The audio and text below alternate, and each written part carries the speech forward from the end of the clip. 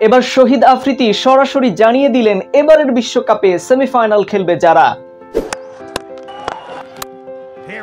অন্যদিকে ক্যারিয়ার সেরা বোলিং করে বিশ্ব রেকর্ড গড়লেন মোস্তাফিজ।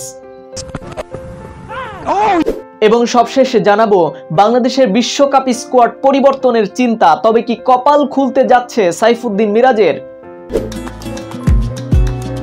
তো বন্ধুরা, প্রথমেই আসি এবারের বিশ্বকাপে আফ্রিদি কাদেরকে সেমিফাইনালে দেখছেন। আসন্ন টি-20 বিশ্বকাপে শহীদ আফ্রিদিকে শুভেচ্ছা দূত করেছে ইন্টারন্যাশনাল ক্রিকেট কাউন্সিল। তারপরেই বিশ্বকাপের সেমিফাইনাল খেলতে যাওয়ার সম্ভাব্য 4 দলের ভবিষ্যৎবাণী করেছেন পাকিস্তানি এই কিংবদন্তি অলরাউন্ডার। 2009 টি-20 বিশ্বকাপ জয়ী দলের এই সদস্য নিজের দেশ সহ বাকিরা কেন সেমিফাইনাল খেলবে সেই ব্যাখ্যাও দিয়েছেন। ওয়েস্ট ইন্ডিজ ও যুক্তরাষ্ট্রের মাটিতে অনুষ্ঠিত হবে এবারের টি-20 বিশ্বকাপ। তবে তার আগে সাবেক তারকা ক্রিকেটারদের নিজের পছন্দের দল বেছে নিচ্ছেন। এমনকি প্রতিযোগী 20 দলের মধ্যে তাদের পছন্দের 4টি দলকে সেমিফাইনাল লিস্টের তালিকায় রেখে দিচ্ছেন ভবিষ্যৎবাণীতেও। আফ্রিদি আর ব্যতিক্রম নন, তিনিও সেই ভবিষ্যৎবাণীতে যোগ দিলেন। নিজের দেশ পাকিস্তানকে সম্ভাব্য সেমিফাইনালে যাওয়ার দৌড়ে দেখছেন আফ্রিদি। এছাড়া তার তালিকায় রয়েছে চিরপ্রতিদ্বন্দ্বী ভারতও। তালিকার অন্য 2টি দল হচ্ছে অস্ট্রেলিয়া ও নিউজিল্যান্ড। তবে গতবারের চ্যাম্পিয়ন ইংল্যান্ড ও অন্যতম আয়োজক ওয়েস্ট ইন্ডিজ তার তালিকায় জায়গা পায়নি। পাকিস্তানের সাবেক এই অধিনায়ক বলেছেন, আমার মতে পাকিস্তান এবার যে দল তাদের ফাইনাল খেলা উচিত। সেমিফাইনালে ভারত ও অস্ট্রেলিয়া উঠবে বলে মনে করেন তিনি।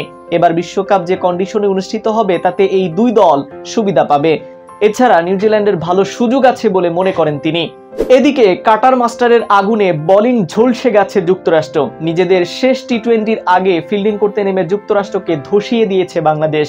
মোস্তাফিজুর রহমানের ক্যারিয়ার সেরা বোলিংয়ে যুক্তরাষ্ট্র মাত্র 104 রানে থেমেছে। 4 ওভার বল করে মাত্র 9 রান দিয়ে 6 উইকেট নিয়েছে বাংলাদেশের কাটার মাস্টার। আগের 2 ম্যাচে 4 উইকেট শিকার করলেও যুক্তরাষ্ট্রের রানের চাকায় সেভাবে লাগাম দিতে পারেননি মোস্তাফিজ। তবে বাংলাদেশ হেরেছিল গত 2 ম্যাচ এবং সিরিজটাও হেরে গেছে। প্রথম টেস্ট খেলুড়ে দেশ বাংলাদেশ, যারা যুক্তরাষ্ট্রের কাছে সিরিজ হারের লজ্জা পেয়েছে। তৃতীয় ম্যাচের আগে বাংলাদেশের কাছে হোয়াইট ওয়াশের শঙ্কাও ছিল। তবে এবার আগে ফিল্ডিং করতে নামা বাংলাদেশ ভিন্ন রূপে আবির্ভূত হয়। বিশেষ করে মোস্তাফিজুর রহমান হাজির হন রুদ্ধ মূর্তি নিয়ে। এদিন বাংলাদেশের পক্ষে টি-20-তে সেরা বোলিংয়ের রেকর্ড গড়েন কাটার মাস্টার, পেছনে ফেলেছেন ইলিয়াস সানিকেও।